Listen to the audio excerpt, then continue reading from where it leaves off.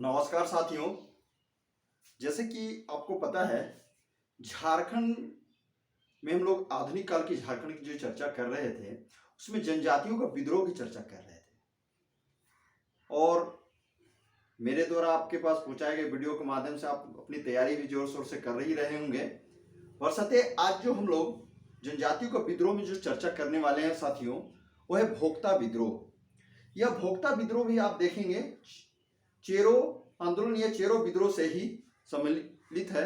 यानी चेरो जनजातियों का जो अंग्रेजों के विरुद्ध जो विद्रोह था प्रथम चरण में, उसी से ही समानांतर रहा था। मैं कृष्णा, आप देख रहे हैं अपना YouTube channel Krishna sir GS knowledge में। तो साथियों, हम लोग जानते हैं जैसे कि अंग्रेजों ने 1767 में सिंहभूम पे अधिकार किया, तो सिंहभूम के सारे अधिकार क्या किया, सर्वप्रथम प्रवेश किया। और वहां से प्रवेश के बाद यानी कि सिंहभूम पे अधिकार करने के बाद अब पूरे क्षेत्रों पर उनका ध्यान कहीं न कहीं पलामू की ओर गया। अब पलामू में उस उत्तराधिकारी के लेकर काफी तनातनी चल रहा था। अंग्रेज इसी के फायदा उठाने के फिराक में थे और यह मौका अंग्रेजों को शीघ्र ही मिल गया। चूंकि पलामू में उस समय हम लोग देखेंगे चेरों के जो शासक थे, ये पलामू में जयकृष्ण राय थे। और जयकृष्ण राय ने रंका के ठाकुर जो थे सेनाथ सिंह की हत्या करवा दिया था। और सेनाथ सिंह का भतीजा जयनाथ सिंह थे। उन्होंने चित्रित राय, जो देखेंगे पलामू के पहले के शासक यानी जयकृष्ण राय के पहले के शासक रंजीत राय के पोते थे, उनसे मिलकर देखेंगे साथियों कि जयकृष्ण राय को युद्ध पराजित करके गद्दी पे बैठाता है। तो यहाँ पे देखेंगे चित्रित राय पलामू के शासक हुए और जयनाथ सिंह उनके दीवान बने थे। तो जैसे ही ये गद्दी पे बैठे तो जयकृष्ण राय के एक समर्थक बोलिए, तो उन्होंने अंग्रेजों से ये मदद मांगी और उन्होंने आस लगाया कि आप हमें मदद कीजिए, गोपाल राय जो उनके पोते हैं उनको क्या किया जाए, पलामू की गद्दी पे बैठाया जाए। बस अंग्रेजों ने उनकी समर्थन किया और तत्पश्चात यह प्रक्रिया सारे प्रारंभ हो गई। तो देखिए यहाँ पर जो भोक्ता विद्रोह 1770 से 1771 है, यह चेरो आंदोलन यानी चेरो विद्रोह जनजातियों के द्वारा प्रथम चरण में शुरू की गई समानांतर विद्रोह है। और देखा जाए तो यह विद्रोह भोक्ता विद्रोह चेरो विद्रोह का ही पूरक घटना थी।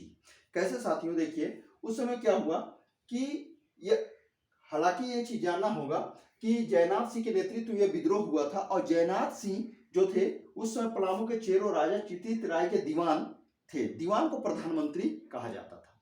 और क्या हुआ कि अंग्रेज जो भी बात करते थे वो जयनाथ सिंह से करते थे और जयनाथ सिंह चित्रित राय के प्रधानमंत्री थे। तो उसमें अंग्रेज के एक गुलाम, ठीक है साथियों, अंग्रेज के एक गुलाम थे। उस गुलाम के माध्यम से अंग्रेजों ने सूचना दिलाया था। तो देखिए आगे क्या होता है कि इस भोक्ता विद्रोह का प्रमुख कारण क्या रही है। तो कारण को जानने से पहले थोड़ी सी चीज हमें जानना है। फिर भी यहाँ आइए, देखिए विद्रोह का प्रमुख कारण की बात करें तो चूंकि मामला तो उत्तराधिकारी का था और उसी से संबंधित चेरो विद्रोह हुआ और उसी के साथ भोक्ता लोग मिलकर विद्रोह किए थे। तो यहाँ क्या हुआ, 9 जनवरी 1771 ईस्वी को जयनाथ सिंह को पटना काउंसिल का एक पत्र मिला था। यानी कि पटना काउंसिल या पटना में अंग्रेजों का अधिकार था, वहाँ हेड ऑफिस था कहिए, और वहां से इनको एक पत्र मिला। यानी एक पत्र जो हुआ गुलाम हुसैन खां के माध्यम से जयनाथ सिंह को दिया गया और बोला गया कि आप अति शीघ्र क्या कीजिए, पलामू को अंग्रेजों के हवाले कर दीजिए। ऐसा लिखा हुआ संबंधित पत्र दिया गया था। तो अंग्रेजों के बातों को सुनने के बाद जो खासकर देखेंगे गुलाम हुसैन खां के माध्यम से भेजा गया था वो पत्र, तो यहाँ हुआ क्या कि यह आदेश देने के बाद से ही भोक्ता विद्रोह प्रारंभ होता है। देखिए कैसे क्या हुआ कि जयनाथ सिंह और उसमें जो शासक चित्रित राय थे उन्होंने मौका दिया गया, यानी वो बोले कि हमें 10 दिन का समय दीजिए। अंग्रेज सोच रहे थे ये 10 दिन का समय विचार विमर्श के लिए तो नहीं है, ये युद्ध की तैयारी कर रहे हैं, फिर भी उनको यह मौका दिया गया। और उधर कैप्टन कैमक को बोला गया कि अब जाइए पलामू पे अधिकार कीजिए जितना जल्द हो सके। तो समय से पूर्व ही जयनाथ सिंह और उसमें शासक जो चित्रित राय थे उन्होंने कहा कि ठीक है, हम कंपनी का अधीनता स्वीकार कर लेते हैं और पलामू का किला भी सौंपने को तैयार हैं। वर्षते आप क्या कीजिए, हमें जीवन सम्मान और उत्तराधिकारी की गारंटी दीजिए। इसके साथ ही उन्होंने कुछ और शर्तें भी रख दी। यानी कि शासक की व्यवस्था के तहत उनकी अधीनता स्वीकार करने के बाद इन लोगों ने किया, अब बोला कि मेरे जीवन हम लोग के जो सम्मान एक कहा जाए इज्जत जो बात कही और उत्तराधिकारी जो हमारी हो उसको आपको निश्चित करना होगा और कुछ और भी शर्त रखे। लेकिन अंग्रेज क्या थे, वो लालायित थे कहीं न कहीं पलामू के किले पर अधिकार करने के लिए। ईस्ट इंडिया कंपनी जो है पलामू किला पर अधिकार करने आमादा थी, यानी तत्पर थे, लालायित थे। उन्होंने जयनाथ सिंह की शर्तों को नहीं माना, यानी उन्होंने मानने से इनकार कर दिया। और चूंकि वो चाहते थे जल्द से जल्द हम क्या करें, किसी भी तरह से पलामू पर अधिकार कर लें, और यही कारण है उनकी बातों को नहीं माना। और नहीं मानने के फलस्वरूप क्या हुआ कि विद्रोह छिड़ गई। और जब भुक्ताओं ने यानी चेरो जनजातियों से मिलकर विद्रोह किया, यहाँ पे देखेंगे विद्रोह जब छिड़ा तो भुक्ता सरकार और चेरो जनजातियों ने दोनों ने मिलकर अंग्रेजों का सामना किया था।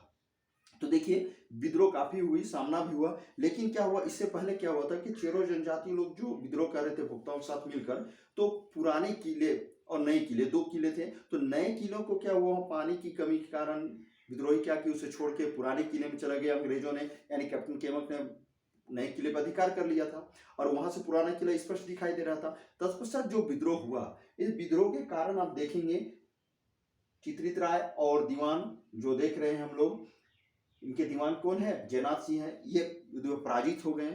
और पराजित होने के बाद क्या हुआ कि ये लोग पलामू में पराजित हुए और ये छत्तीसगढ़ के सरगुजा भाग गए। यानी देखिए भुक्ता सरदार जयनाथ सिंह और चेरो राजा जो चित्रित राय थे अंग्रेजों से पराजित होकर सरगुजा भाग गए। और उसमें अंग्रेज कैप्टन केमक जो थे वो विद्रोहियों को तो पराजित किया ही, अब पलामू के नए किले में तो पहले अधिकार कर लिए थे, अब पुराने किलों पर भी अधिकार कर लिए। अब अधिकार कर लिए, चूंकि अधिकार करने में एक साथ दोनों आक्रमण किए थे, एक तरह से देखेंगे गोपाल राय और अंग्रेज सब मिलकर ही इन चेरो जनजातियों और भुक्ता लोगों के खिलाफ आक्रमण किए थे। तो इस संदर्भ में साथियों देखिए कि विद्रोह को दबा दिया गया और अंग्रेजों ने एक तरह से कहिए तो इस विद्रोहियों को मार भगाया। और यहाँ पे क्या हुआ कि 1 जुलाई 1771 ईस्वी को गोपाल राय को पलामू का राजा घोषित कर दिया गया।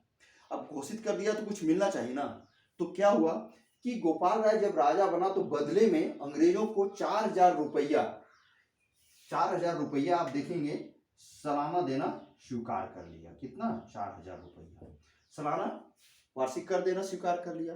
अब जब पलामू पे पूरी तरह से देखिए अंग्रेजों का अधिकार हो गया, अंग्रेजों का अधिकार पूरी तरह से पलामू हो जाने के बाद उनको जो अंग्रेजों खासकर देखिए पलामू के क्षेत्र से और उधर बंगाल जाने की ओर जो मराठों का आक्रमण हो रहा था कहीं ना कहीं अब वो रुक सा गया। चूंकि एक तरह से देखा जाए तो पलामू पर अंग्रेजों का पूर्णतः अधिकार हो गया। अब पलामू की कठपुतली राजा बन गए कौन, गोपाल राय।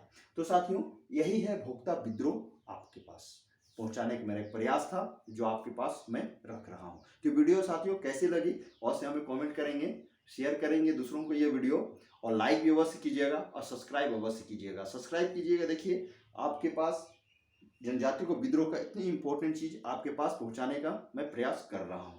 तब तक के लिए साथियों नमस्कार।